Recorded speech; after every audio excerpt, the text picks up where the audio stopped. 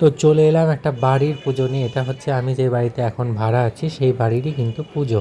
এটা হচ্ছে ব্যানার্জিদের বাড়ির পুজো। তো এই পুজোতে আমরা এবছর প্রথমবার। তো আমার অনেক বছর মানে আমি প্রায় ছোটোবেলা থেকে আমার ইচ্ছা ছিল যে একটা বাড়ির পুজো দেখার এবং সামনে থেকে বসে ঠিক এরকম একটা দালান বাড়িতে, মানে এরকম একটা দুর্গা মণ্ডপের মধ্যে বসে ঠাকুর পুজো দেখার। এবং আমি একটা সময় তো ভেবেও ছিলাম যে আমার যদি এই বাড়িতে জন্ম হতো কত ভালো হতো। যাই হোক, হয়নি। ভেবেছিলাম যদি বিবাহ সূত্রে এরকম কোনো বাড়ির সাথে যোগাযোগ হয় তাহলেও পুজোটা দেখতে পাবো, বাট সেটাও হয়নি। তো যাই হোক, তো ষষ্ঠী থেকে আমার দোকানে চাপ ছিল এবং প্রথম বছর বলে সেইভাবে মানে সবাই তো পছন্দ করে না যে বাড়ির পুজোতে বাইরের লোক থাকুক। তো সেরকম অনেক ব্যাপার ছিল, সেই জন্য আমরা যাইনি। কিন্তু আজকে সপ্তমী থেকে মিষ্টি ছিল উপস্থিত ওখানে, এবং অষ্টমীর দিন আমরা কিন্তু গেছিলাম। অষ্টমীর যে পুজো এবং পুষ্পাঞ্জলি সবই আমরা দিয়েছি একদম সামনে থেকে, নাট মন্দির একদম ঠাকুরের সামনে বসে।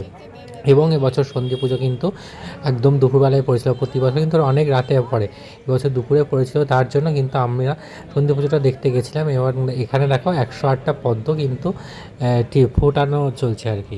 তারপরে প্রদীপ, এদিকে প্রদীপ জ্বালানো চলছে। তো যে পুরো পুজোটা কিন্তু অষ্টমী এবং নবমীর যে সন্ধি পুজো সেটা কিন্তু আমরা পুরো কাছ থেকে দেখেছি। দেখো এখানে কিন্তু ওই 108টা পদ্ম দেওয়া হচ্ছে, যে সময় রামচন্দ্র নিজের চোখ দান করতে চেয়েছিল।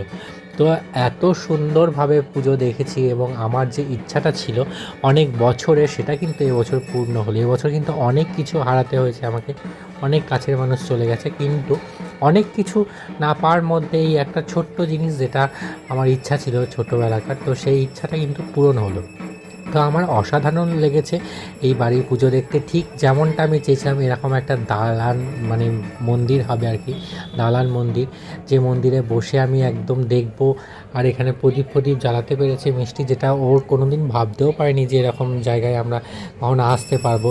কারণ আমরা বাড়ি ঘর সমস্ত কিছুই আছে আমাদের, কিন্তু তা থাকতেও আমরা আজকে অন্য একটা জায়গায় আছি। তো এটা ভাবা যায় না কখনোই যে এরকম একটা হতে পারে। না বিবাহ সূত্রে কোনো কিছু না কিছু, কিন্তু তাও অনেক আপন করে নিয়েছে এই বাড়ির লোকজন আমাদেরকে। তো ঠাকুরটাও দেখতে পাচ্ছ যথেষ্ট বড় এবং খুবই সুন্দর। এই মণ্ডপে মানানসই একটা ঠাকুর। এবং এখানে কিন্তু পুষ্পাঞ্জলি চলছিল নবমীর। আমরা অষ্টমীতে পুষ্পাঞ্জলি দিয়েছি বলে আর নবমীতে দিইনি।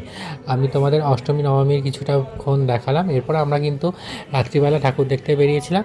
আর সেইভাবে কিছু আমি তোমাদের দেখাতে পারছি না, সামনের বছর আর ইচ্ছা আছে সমস্তটাই দেখানোর এবং যতটা পারবো দেখাবো। তো দশমীটা কালকে দেখাবো, আজকের মতো এইটুকুনি। তো কেমন লাগলো বলবে।